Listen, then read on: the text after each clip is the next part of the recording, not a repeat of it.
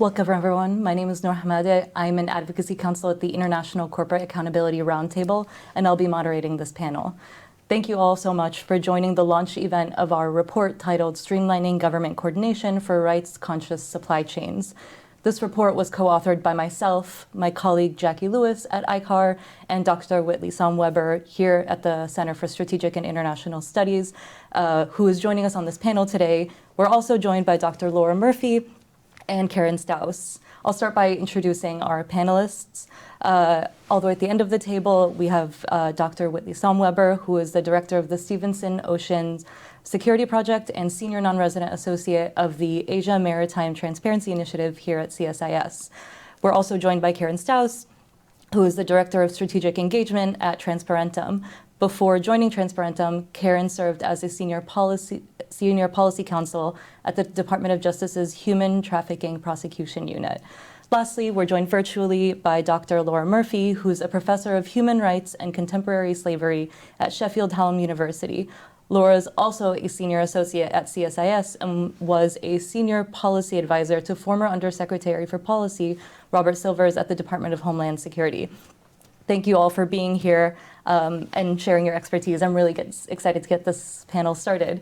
U.S. supply chains are complex and opaque. Our panel is here to talk about the approach that the U.S. government has taken to addressing and combating abuses throughout supply chains, where this approach falls short, and how to address these shortcomings. The U.S. government has several programs aimed at combating abuses throughout U.S. supply chains. First, there are transparency mechanisms that allow the U.S. government to collect data to protect our supply chains from risks such as those relating to national security, conservation, and food safety. Second, enforcement mechanisms allow the U.S. government to hold perpetrators of forced labor accountable. And third, foreign aid to our allies abroad has provided capacity building support to help prevent abuses. All of these programs are important. However, they also all work in silos, with little collaboration and information sharing between them. This is particularly salient when it comes to forced labor enforcement. Generally, forced labor enforcement mechanisms don't include a transparency requirement. Although transparency and traceability are necessary to properly identify and address abuses, there are few instances where transparency mechanisms share information with forced labor enforcement programs. These gaps in collaboration seriously limit the ability of these agencies to adequately protect U.S. supply chains. As a result, U.S. markets are inundated with goods made using forced labor, and those who exploit the system make billions in unfair profits. The report presents a framework for more efficient and strategic government enforcement against forced labor in U.S. supply chains through interagency collaboration. The report includes examples of how existing programs can become more efficient by centering two types of actions: sharing information and aligning on strategic priorities for enforcement. The report gets pretty technical to demonstrate how these programs operate and the many ways they overlap and have capacity for collaboration. I'd like to highlight three of the few recommendations that we make in the report. First, to truly address forced labor in U.S. supply chains, the U.S. government needs to move beyond siloed work streams. We recommend a shift from the sector-based approach current transparency mechanisms are built under to one where transparency requirements apply to all supply chains and become actionable by feeding into enforcement mechanisms. The U.S. government should rely on existing collaborative structures, such as the Forced Labor Enforcement Task Force, to serve as a coordinating hub for addressing supply chain abuses in this way. Second, investigating forced labor throughout supply chains around the world is costly. Congress should allocate funds to forced labor enforcement agencies in a way that reflect that reality. And third, as I said earlier, forced labor enforcement mechanisms don't have transparency requirements. They often rely on third-party data to identify abuses. The burden of tracing supply chains should fall on corporations as a prerequisite for access to U.S. markets. I also want to frame this conversation around the reality that the U.S. government's priorities are shifting right now in the name of efficiency, and this is having varied impacts on the many programs mentioned in this report. Forced labor in U.S. supply chains hurts American consumers and American economic competition, and allows U.S. adversaries to profit from exploiting gaps in enforcement of our supply chains. We hope that this report can serve as a framework for truly efficient enforcement against forced labor.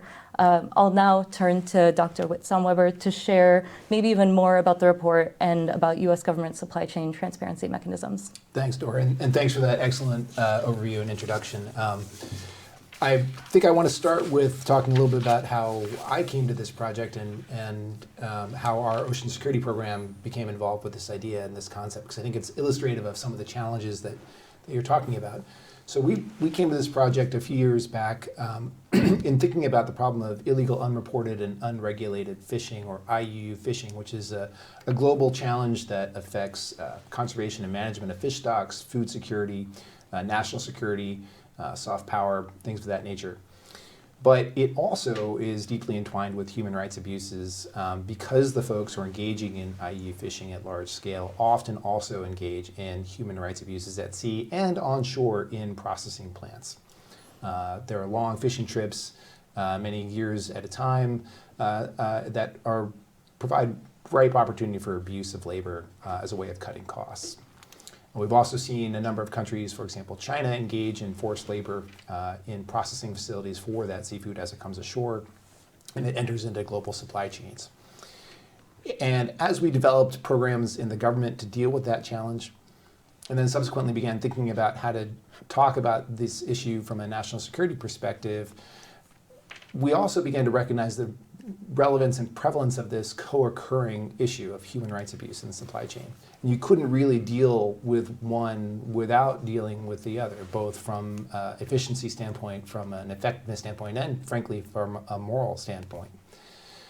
We in government had constructed in 2016 the first U.S. traceability program for seafood, so a sector within the broad suite of U.S. supply chains. That does require some of the kind of data and information that you're talking about from corporate actors. Upon import, seafood importers are required to describe various elements of their supply chain. This was constructed primarily for conservation and management purposes. But as we began to recognize the complexity of the challenge and the dual nature of the threat, we began to think about how could we expand this really important data collection mechanism to address other issues. The problem was that this data collection mechanism is being managed and maintained by the National Oceanic and Atmospheric Administration, NOAA, sits in the Department of Commerce, and primarily thinks about ocean resource. It's a natural resource management agency, not a human rights or even really a trade agency, though they do have some aspects that cover trade.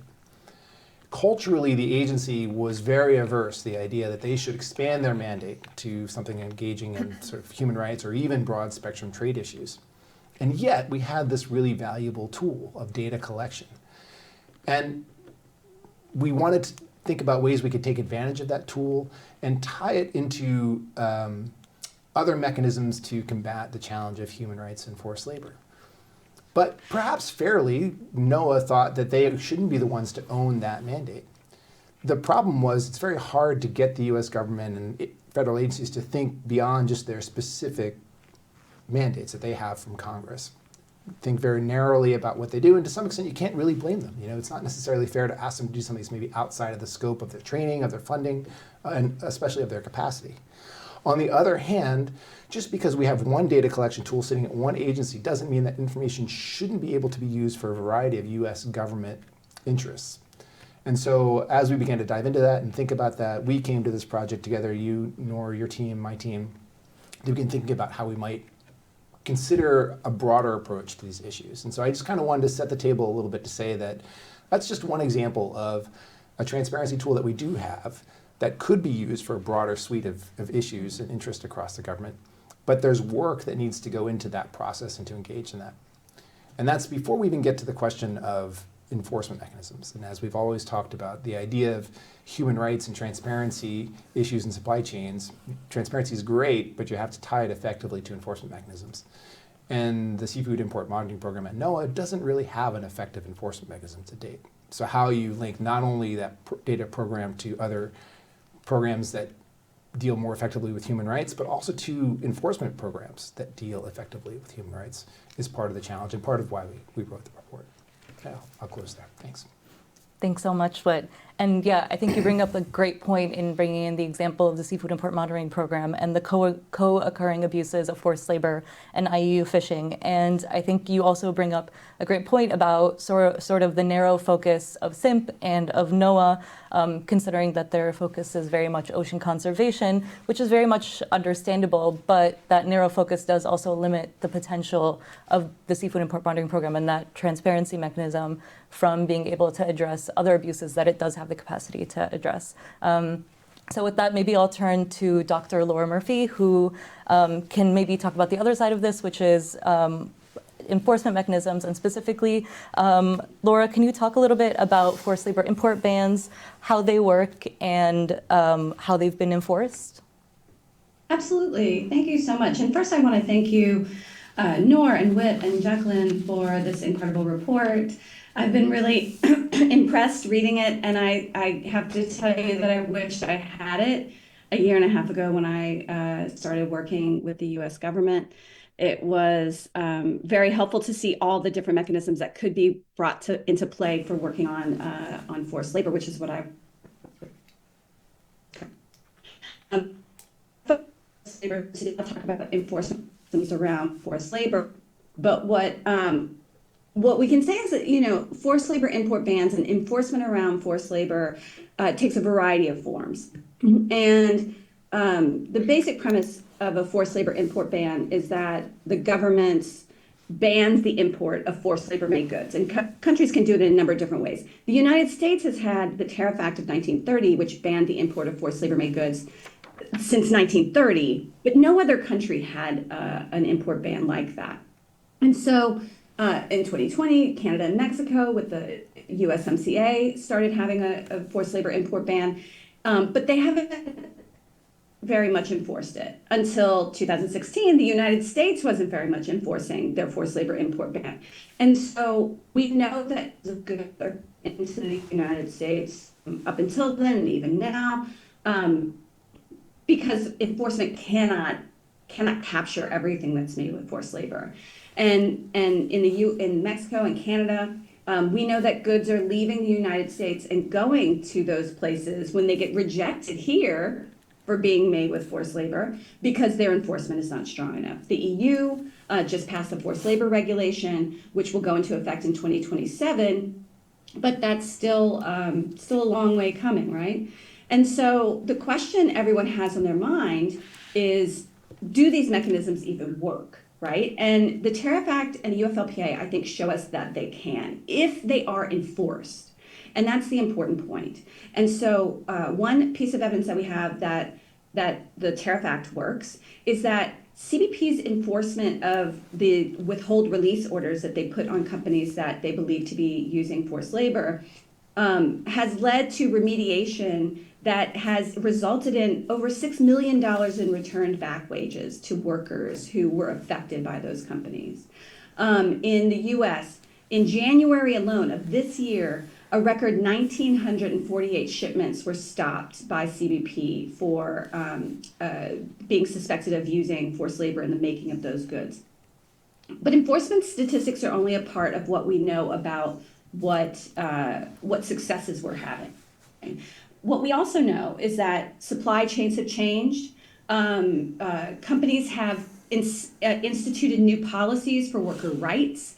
They've instituted new policies for their supply chains all the way down to the raw materials. There's been increased transparency in supply chains that's been required, not just facilitated, but required by enforcement. There's been an advance in technology that can trace these supply chains. Investment in untainted supply chains has increased and led to diversification of supply chains. And I'll just give you one quick story of how we know that that is working. A couple of months ago, BBC put out a report about tomato paste that's made in the Xinjiang region. And they tested tomato paste in the United States, the EU, and the UK. And in the EU and the UK, some significant percentage of the tomato paste that they tested turned up positive for Xinjiang tomatoes. In the US, exactly 0 of them came back positive for Xinjiang tomato. So we realize that this means that the enforcement is working. In the US, you're not getting these products, whereas in the rest of the world, people are getting it. And so this is important for more than just Uyghur human rights. It's important for sustainable supply chains. It's important for how we hold companies responsible for what's happening throughout their supply chains. And so I'll stop there, but I think that these enforcement mechanisms do work. But again, enforcement is the key part of that whole part thing. Thank you so much, Laura. And that tomato paste example was a really powerful example of how the Uyghur Forced Labor Prevention Act really does work. And I appreciated you mentioning that enforcement really does drive progress in change and really moving things forward. And I also appreciated the context of the US very much being a leader on import bans in the world, and we hope that that can continue. I'll turn last to Karen Staus. Karen, can you share a little bit more about the criminal enforcement piece of forced labor enforcement and how that's operated generally? Yes, I would love to. And before I turn to that, I just want to add a little footnote onto what Laura was saying. There has been a lot of enforcement over the last 10 years of the import ban, but I would say there's so much more that could be done. It took quite a while for it to get up and running, and so we can hope that other countries who are going a little slowly to start will do more once they get up and running. But just wanted to add that the organization that I work for, Transparentum, which has worked primarily in the apparel sector on forced labor and other labor abuses in the apparel sector, and our organization is similarly about 10 years old, and we're tiny. We're just a few $1 million a year organization, has also secured commitments for commitments or actual implementation of repayment of recruitment fees of around $5 million. So there's just huge scope for what could be done with the import ban beyond what's been done so far. But I want to turn to a different mechanism which has not been used so far by the U.S. government to improve human rights situation within global supply chains, and that is criminal prosecution for violations of the forced labor statute. So under our forced labor statute in the United States, there's basic forced labor statute, which is essentially using force or coercion to secure labor or services. Pretty simple, basic concept. Now, the opportunity to use that statute to actually prosecute downstream companies who have forced labor within their supply chain. So they themselves don't have personnel who've exerted coercion or force, but they have it within their supply chain. That actually exists as well in our criminal code. What you have to prove there is first that forced labor, which I described, exists. You also would have to prove that your criminal defendant knowingly benefited from participation in the venture that was engaged in forced labor. So again, they themselves don't have to have committed the forced labor, but they knowingly benefited from participating in that venture. And that they knowingly or recklessly disregarded the presence of forced labor within that venture. So the knowing applies to the benefit, but it's really critical there that the actual knowledge, you don't actually have to prove knowledge of the forced labor itself. You have to prove knowledge or reckless disregard. And I'll come back to that because that's really critical to one of the reasons why this statute has such potential to have an influence on eliminating those types of abuses within our supply chains. And then the last piece of that statute is that it does have extraterritorial jurisdiction, of course, very important, because while these products might be sold in the United States, the forced labor oftentimes is happening overseas. So I mentioned at the start, I mean, one of the unfortunate things is just that this statute has not been used so far, although it's been on the books for well over a decade at this point. There hasn't been a criminal prosecution. There hasn't been an indictment in the context of global supply chains. We know from public reporting that there have been at least 12 criminal investigations of forced labor in global supply chains in the U.S., but none of them has gotten to the stage of indictment. I just want to say a couple things about what makes the criminal statute different from the customs enforcement ban. The customs enforcement, the customs ban applies to products with forced labor regardless of whether the importer took strenuous efforts or not to remove forced labor from their supply chain. It's essentially strict liability. If the forced labor is there, the product is banned, period. You don't have to look at sort of the fault. Whereas in the criminal statute, like I mentioned, you do have to show that your criminal defendant either knew about the forced labor or recklessly disregarded it. One thing that makes the criminal statute easier to use, though, is that with the import ban, you obviously have to show that there has been an import to the United States. The criminal statute does not actually require showing that a product has entered the United States, so it could be used for services overseas, or it could be used in other contexts. We don't, in the U.S., just because we can prosecute a crime that happened overseas doesn't necessarily mean that we should. And the principles of federal prosecution say that there still should be an important U.S. nexus. So obviously, bringing that product into the United States would be one thing that would give a U.S. nexus, but it could also be that it's a large United States company that's connected to the forced labor. Or I think you could, even think about whether a U.S. nexus is created in cases where the bad labor practices in the product mean that other American businesses are potentially competing with this unfair business because their costs are lower because they're engaged in serious labor abuses, including forced labor. And then the last difference is that the customs ban is a civil statute, and so the standard of proof is much lower. Obviously, in the criminal case, we have to prove beyond a reasonable doubt. The customs ban is in some ways easier to use because that standard is lower. So just a couple of quick things to wrap up about potential challenges with the criminal statute. So while we haven't seen criminal cases, we have seen really several attempts to use that statute for civil cases. The human trafficking section of the U.S. Code has essentially all the crimes can be also brought as civil claims by private parties. And we've seen a number of those unfortunately get dismissed in the courts. There recently has been a decision that the extraterritorial jurisdiction doesn't necessarily apply for the civil claims. So thankfully, we don't have to worry about that problem. Clearly, the extraterritorial jurisdiction applies. But the other big challenge is proving a venture.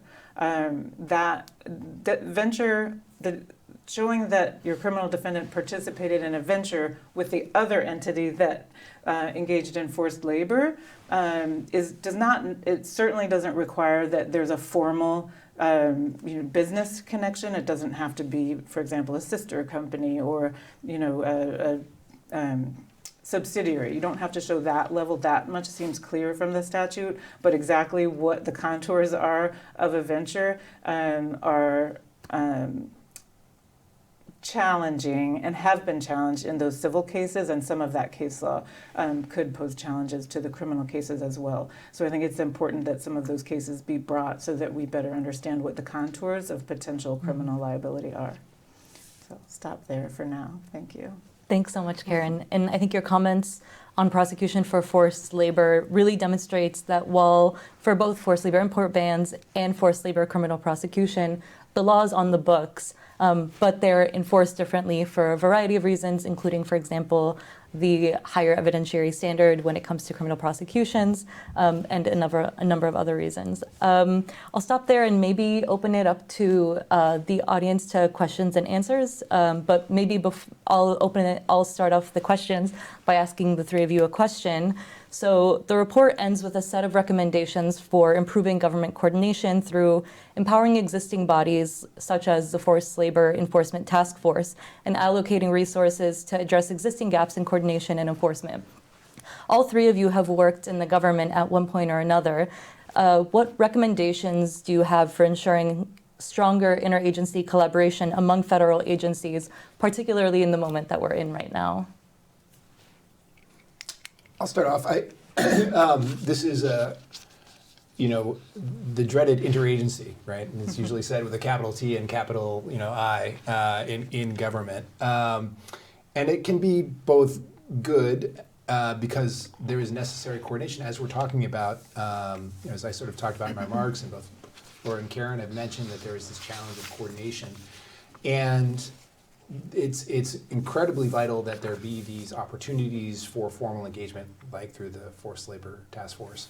But the utility of that coordination is highly dependent, in the first instance, on the people who are doing the work and engaged in that process. And the value of what happens there is highly dependent on how committed those individuals are to providing some leadership in the interagency body and then bringing that leadership back to their home agencies. And secondly, that is usually highly related to the level of political interest and political engagement in those interagency processes. And so for something like this, which is, in terms of what we're talking about, the scope of doing, you absolutely would, I think, need to have strong political leadership for this kind of process. You need to have a strong directive, preferably from the White House, that this kind of enterprise is critical to U.S. interests, and that there would be a sort of strong hand on the tiller from senior leadership at the White House, communicating down through the individual agencies that this should be a priority. And without that directive, without that oversight and commitment from political leadership, these kinds of things tend to be more about coordination than in terms of making real progress. And I think what we're talking about here is enough of a culture shift that you need to really have that be driven. Thanks, Whit. And yeah, what I'm hearing from you is ultimately what is necessary for the stronger coordination is really leadership from the White House and from senior leadership within different government agencies. That's right. Yeah. Karen, Laura, do either of you want to jump in? I'll quickly just second what Whit is saying there and say that, the last year or so, I worked very closely with the Forced Labor Enforcement Task Force, and the people there who worked on the task force were committed and smart and really engaged. But in general, the culture around forced labor and human rights across the U.S. government is not as strong as it could be, right? That I feel like it was not the first thought of anyone. People were much more concerned about trade issues. But I say, what is a trade issue? How are we talking about trade and economic security if we're not talking about the workers who are along the supply chains of all the products we're trading? And so I often saw a lack of high-level leadership that was committed to this. And that results in a lack of staffing and funding being put towards this work. And so I think Whit's absolutely right. We need to have that staffing. We need to have that funding. The people who work on it are day-to-day committed to it, but they're also being pulled in a million directions, and that makes interagency collaboration uneven. And so I think that this is something that people don't realize, that the Forced Labor Enforcement Task Force, for instance, has zero funding allocated to it by Congress. And you all mentioned adding more funding for CBP in your report. But if anything's going to happen that's centrally located, like data collection you're describing and recommending, if that's going to happen through something like the FLEDF or through DHS, that has to have robust funding behind it. We're collecting the most significant data about supply chains that the world has ever seen through CBP right now because of the UFLPA. But if we're not parsing that data, if we're not spending money to be able to have it interconnected and talking to, different pieces of it talking to one another and having it useful to the rest of the government, then we are, as a researcher, it's just terrifying. We're just putting that data into a void. And so we need to have more emphasis, more high-level leadership on the interagency's work, but also the legislature needs to be funding this, because otherwise we can't really sustain it. Thanks so much, Laura. And yeah, I think that you bring up a great point that there should, in addition to additional funding for the programs that are implementing these enforcement mechanisms, there also needs to be funding towards, and this goes into what was saying earlier, there needs to be funding towards the actual coordinating mechanisms to allow the information and the work that's already happening to be better coordinated. Mm-hmm. Thank you. Yeah. Yeah, I think I don't need to add more to the point about political will, other than to say that having worked, so just to clarify, I'm no longer with the United States government, but I was across parts of 3 administrations, including the end of the Obama administration, the first Trump administration, and then into the Biden administration. And that was an issue with all. And I'm speaking specifically about the criminal prosecution of forced labor. That has been an issue with all across administrations, the lack of sufficient leadership at the highest levels, as well as the lack of dedicated funding to pursue forced labor prosecutions. Congress had authorized some funding for specifically for forced labor, but that doesn't necessarily mean that the funds actually go through the appropriations process. And so the teams that could potentially be focused on forced labor are sometimes looking at other things. There's a really significantly higher number of sex trafficking prosecutions, even just looking at what happens in the US, for example, than there are forced labor prosecutions. And a lot of resources that could be used for human trafficking issues have sometimes been also used for broader immigration enforcement, and sometimes really with a confusion in the terminology about what is human trafficking and forced labor versus what is human smuggling, which is an immigration violation, where some initiatives that are actually focused on human smuggling are sometimes there's a little bit of confusion and calling it human trafficking. So that's in a sense diverting those resources and causing lack of attention to a really significant problem. As far as coordination, there are some issues with criminal prosecutions there's certain law enforcement sensitive information, so there are some challenges with sharing information among agencies when you're dealing with agencies involved in criminal enforcement versus civil enforcement mechanisms. But still, I would say, the type of data that Laura is talking about could be potentially hugely helpful in criminal cases as well. I would say what's really in addition to the political will point, what really is needed on the to bring criminal prosecutions is that specifically the criminal enforcement agencies, so that's Homeland Security investigations, Diplomatic Security Service, a part of the State Department, and the Department of Justice, both at Department of Justice headquarters, but also the U.S. Attorney's offices all around the country, be all pointed in the same direction at the same time. There is no point in HSI spending a lot of resources to investigate overseas violations, which is of course more expensive. You have witnesses and evidence overseas, if DOJ really has no intention of doing more than talk about it. And conversely, if you have really committed prosecutors who really would like to bring one of these cases because they recognize what a massive deterrence function it could play. Just one prosecution could have a huge impact on compliance across an entire sector. But if no one's investigating it, they can't bring the case. They just don't have the information. So there, I would say that interagency coordination needs to be very focused on the criminal enforcement agencies, but that still could take place as a subset of the Forced Labor Enforcement Task Force. But those are some of the key agencies that I mentioned, and then collaborating with agencies like Department of Labor or Department of State who have some of that information. Can I just take 1 second to talk about something that's not about intergovernmental collaboration, which is forced labor cases really rely on the protection of victims.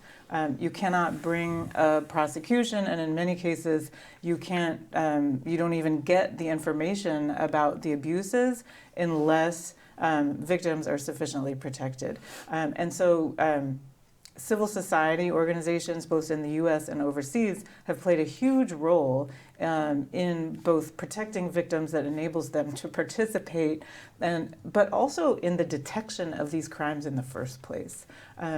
If you look at the Department of State's Trafficking in Persons report, if you look at the Department of Labor's lists of goods produced with forced labor and child labor, very often they are citing civil society organizations as the source of information that lets us know that these are risks in these different supply chains. So we are going to, have to rebuild the support to civil society, which we've seen obviously at the beginning of this administration has been massively defunded, unfortunately, simultaneously with some defunding from European countries, which means that information about risks is going to be significantly less, and that's going to be something that will have to be rebuilt for this to be effective. Okay, sorry, I'm going on, I'm sure, too long. But. No, thank you so much, Karen. I think you brought up a lot of great points. Firstly, the issue about political will kind of being the same across administrations where that wasn't really the case, that didn't really exist, and that resulted in, even though there are resources to address forced labor, they weren't being used in that way because they were diverted towards other priorities.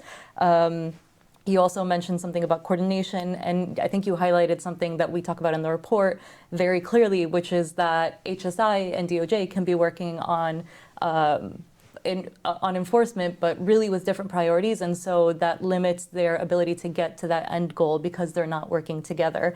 And then I think the point that you made about civil society being a key actor in terms of protection of victims and then also in terms of detection of abuses is really important. And I think something that's also true for forced labor enforcement.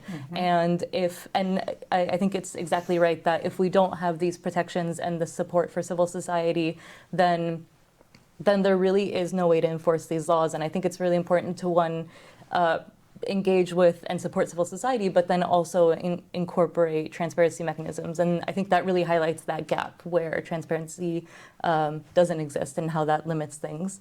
I'll ask maybe just one related question, which is, what do you think are the most important steps the U.S. government can take to further advance prevention of forced labor in U.S. supply chains? You've talked a little bit about where some of those barriers are, but what steps can further advance and combat those barriers? And I don't know who'd want to start. Prevention. Yes. That's the question. Well, I can start. No, please. I mean, companies, unlike other types of actors engaged in nefarious activity, by and large, American companies want to comply with either their own policies or the laws.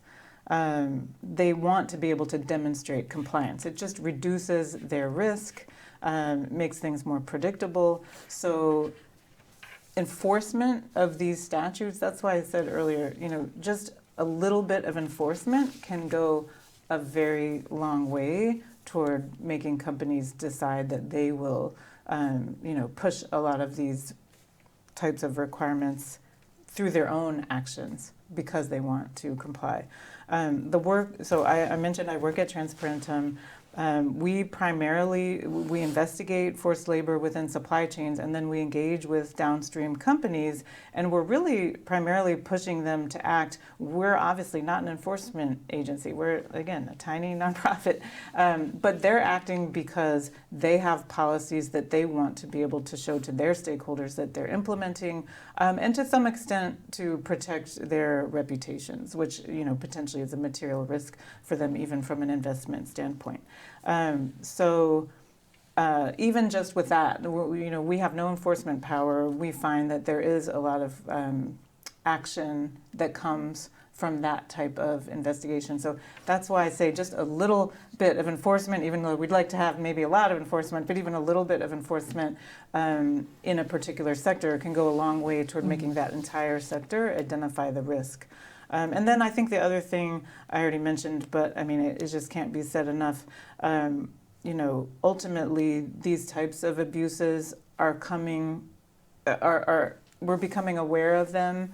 In the criminal side, what we would call detection, but it's because some worker or civil society organization was just enough empowered to feel like they could report this and have it be publicly known.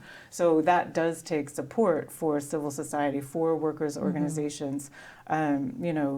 What sometimes companies, to eliminate their own risk, are trying to engage more with unions to set up agreements, enforceable agreements with unions that doesn't even require government participation. But if there's ways that the U.S. government, through this type of enforcement, can push more companies to engage with worker associations or civil society to ensure that there's remedies provided when these issues are identified and that they just get identified in the first place, I think that's what's going to help prevent these issues.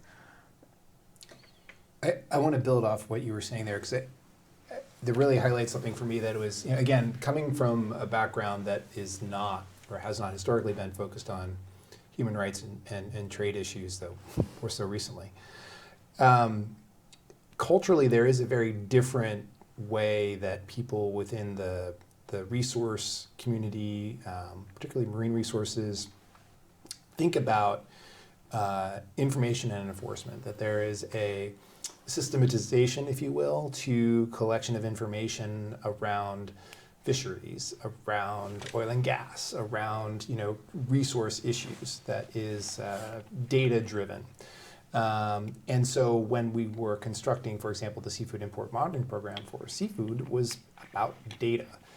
And what's interesting, what has really come to light for me personally, is the cultural difference between people who work in the area of human rights and supply chain transparency and the folks who sort of work in other areas in sector management.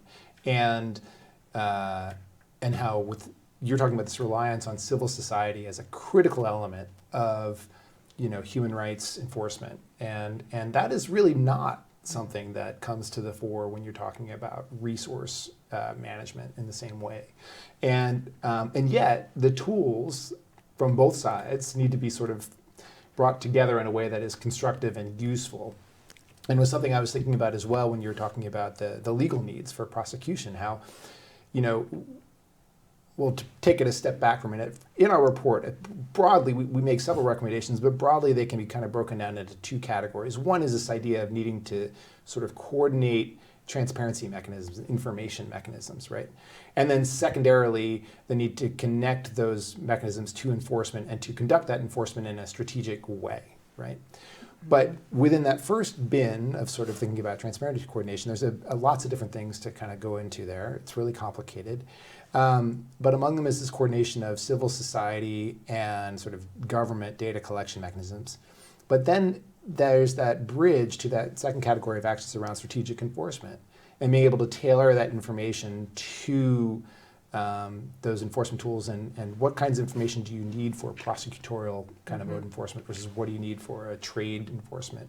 That kind of thing is difficult. But as far as sort of back to Nora's question about initial steps, I think buildings, and we have some of these structures already in place in the government, the Commercial Targeting Analysis Center at CPB comes to mind and others, but we need to think more broadly about how these tools and the FLEDF could be used to do this kind of coordination, connection building. And so I guess that comes back to that empowerment of these tools is a really big first step.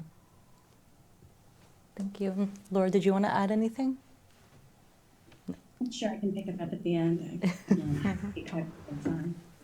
Okay, thank you so much. And yeah, I think what you pointed out also about just the culture difference between the two separate, the human rights enforcement and resource management sides of things is really one of the things we're trying to capture in this report and hopefully trying to find a solution to. I do want to end on just one final question. So along with the change in administration, many of the programs that we've discussed today are being impacted by changes in staffing, deprioritization, and changes in policy where we're seeing some of a level of deconstruction of some of these programs. So what changes have you seen or do you anticipate seeing in the coming weeks and months, and how will those impact implementation or enforcement of these programs?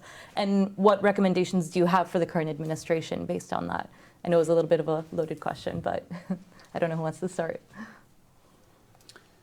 I'll kick it off and just say I think we're in a moment of deconstruction, and I don't think anybody from the current administration would necessarily disagree with that. That there is an effort to deconstruct the nature and role of the U.S. government across every mandate and sector, not just trade, not just human rights, not just resource management. And what we're talking about here feels a little bit ironic, is that we're presenting a report about good governance and construction.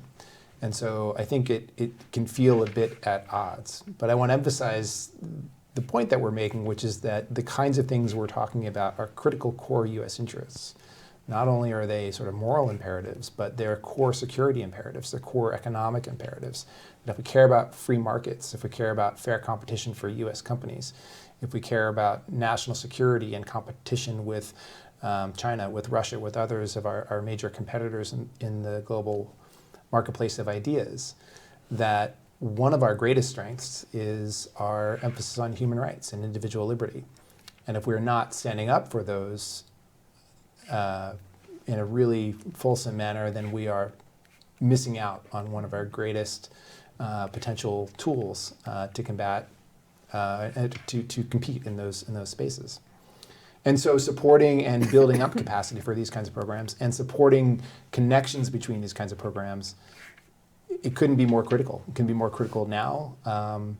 And so I just would encourage this current administration to think about these things as they're working to deconstruct. So if you're deconstructing NOAA, you are hampering the ability to combat IUU fishing and to think about human rights abuses and to compete with China. If you are deconstructing the Department of Labor or, unfortunately, USAID, you are critically hampering our ability to support partners abroad who might otherwise turn to other supporters in the national sphere. So I'll just leave it with that. Thank you. And I'll turn to Laura and Karen. I think Whit kind of covered a lot and of what I would say, and perhaps more eloquently, but I'll just note that, you specifically, Nora, asked me to speak about UFLPA enforcement, what recommendations I would have for that front. And I would say, as we noted very publicly before we left office, Secretary Mayorkas, Undersecretary Silvers, and I, and the team at the UFLPA, the team on the FLEDIF, left the new administration with a robust pipeline of entities to be added to the entity list, with a much more robust collaborative framework between us and CBP for enforcement. And we wanted to make sure that this work continued apace, without any hesitation, without any delay. This is a bipartisan issue, enforcement against the Uyghur genocide and against unfair trade practices based on Uyghur forced labor.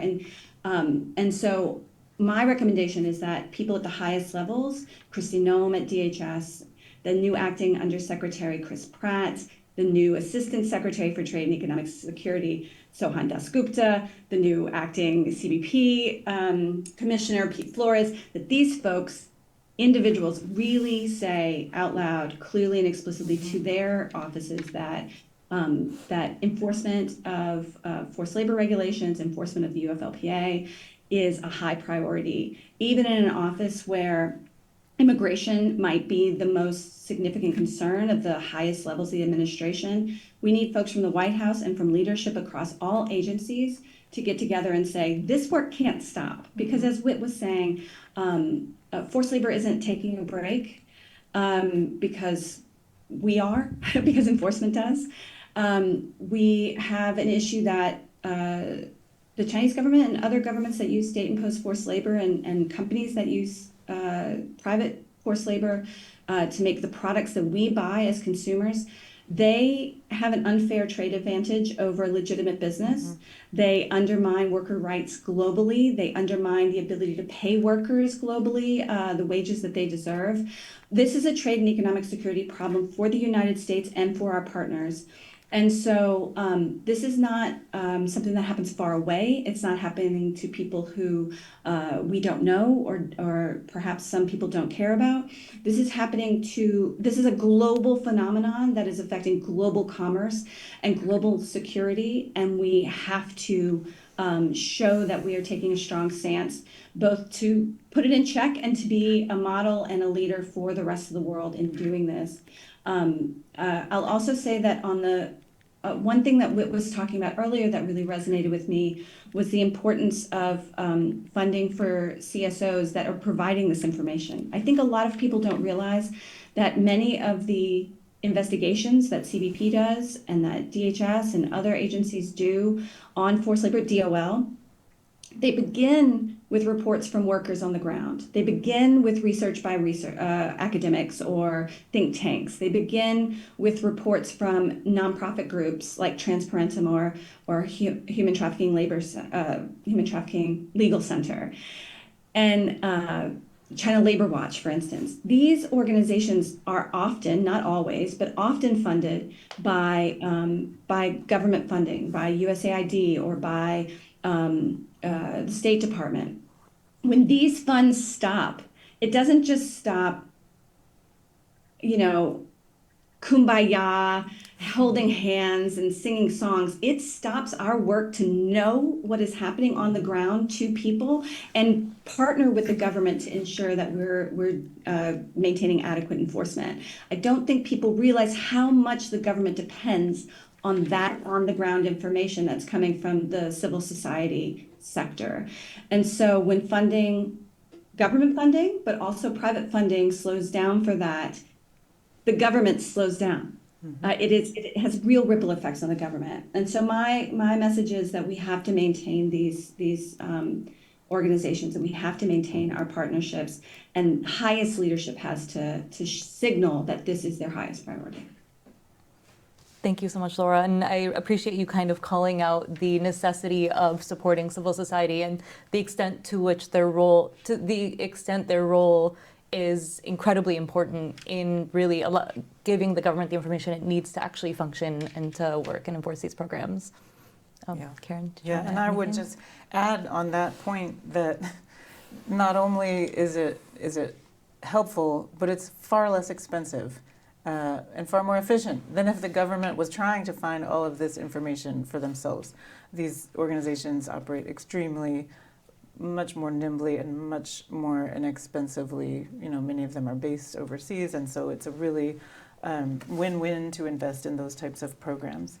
I think the question was sort of what advice or recommendations would we have and what observations about what's happening. So I'll again focus on the criminal side of things. So far as I'm aware, the Human Trafficking Prosecution Unit at the Department of Justice is alive and kicking. And I think, and I don't have really more information than all of us have just from reading the news, that a lot of the investigative resources potentially, at least there's pressure on those resources to be diverted toward more traditional immigration enforcement. And then, so I guess my advice would be, to the extent that that is happening, it's very much in line with policy preferences of ending illegal immigration in general and creating, a more regular, rational, coherent immigration system to also end forced labor within that system and other types of human trafficking as well that are part of that. But those won't be those types of practices won't be identified through traditional immigration enforcement, for the reason I mentioned earlier, that if there's not a robust effort to protect victims, those things won't come to light and they won't be prosecutable. So you really need to, within that broader effort, isolate some resources specifically for addressing human trafficking issues, or they will just fall by the wayside. I would say when it comes to prosecuting potentially criminally companies that are engaged in criminal activity through recklessly disregarding forced labor in their supply chains, in their global supply chains, across administrations, I would say, again, there's been a risk, and this is probably part of the reason that we haven't seen any actual prosecutions. There's this perception of a defendant with very deep pockets, and so it's just a major investment in litigation against that type of defendant. That's under any administration. And also, generally businesses are not favorably viewed as criminal defendants in our system. And so, again, that's across administrations. You know, I really wouldn't put that more on one than another. Generally, there's sort of not a lot of political will to bring criminal prosecutions against businesses. I do think that now we're observing a further risk of political interference with the criminal process, which is, extremely destructive to efforts to create accountability. The risk that specifically favored companies would not be subject to prosecution, or that enforcement actions could be pushed against disfavored companies as a type of political retaliation. Those risks are very real and very destructive to efforts to eliminate these types of crimes. Moving away from the discussion about criminal prosecution for a second, about a week ago, CBP basically ended the import enforcement ban of a company called Central Romana. That's a company operating in the Dominican Republic that was importing sugar into the United States. And that was done very quietly with no information about why the import ban was being lifted. So far as those of us in civil society are aware, there hasn't been a significant change in the situation on the ground, which has been really extreme, painful abuses against primarily people of Haitian background working on sugar plantations in the Dominican Republic. So far as we're aware, there hasn't been a major change, but if CBP was able to make some type of progress or improvement through this process, it would be really good to speak publicly about what that was. What has the success been? And in the past, both when import bans are being posed, but also when they've been lifted, there's been some information provided to the public and stakeholders, which is extremely helpful to understand, okay, what type of improvement was able to be made through this process. So I would really recommend that there be more transparency in how that process is being managed. The lack of communication around a case like that really increases the concern that maybe there haven't been improvements, and maybe there haven't been enough improvements that would justify the removal of that import ban. Otherwise, why hasn't it been spoken about publicly? And it just raises that question. So really being very transparent about the process and following the process, I think, can be really helpful. And then, just across the board at this point in time, for any government employee at any agency, I think it's just going to be extremely important to remember the oath that everyone has taken to uphold the law. Any government employee, whether they're a political appointee or a career employee, is getting paid by the American taxpayers to do one thing, which is to uphold the law. And so any of those people are there to serve us as the American public and the American taxpayers, and it's really on each one of them individually to hold that line. Thanks, Karen. And yeah, I definitely think the Central Romana case and the lack of transparency there is alarming. I want to just close by wrap up by just kind of connecting some of what I've heard all of you say, which is just the importance of civil society and the role that they play, and really the importance of the U.S. government to be able to maintain a lot of these programs to protect from national security abuses, to be able to combat our U.S. government's adversaries, and also protect our supply chains. And I know Laura has mentioned kind of the U.S.'s leadership on forced labor import bans and how that's really allowed for the U.S. to play a big role in moving other countries in that direction. I know a similar thing happened with corruption with the Foreign Corrupt Practices Act. The U.S. was very much a leader, and I think continuing to move in that direction in leadership on addressing human rights issues, abuses throughout supply chains, is really going to allow the U.S. to progress and protect our allies and protect ourselves by developing further partnerships around the world. And we hope that this, although that's not the direction the government's going right now, we hope that this report can kind of build a framework for what progress we can make. So with that, I want to thank all of you so much for being here and for participating in this conversation. I want to thank CSIS for organizing this event, and thank you all so much for joining. Yeah, thank you.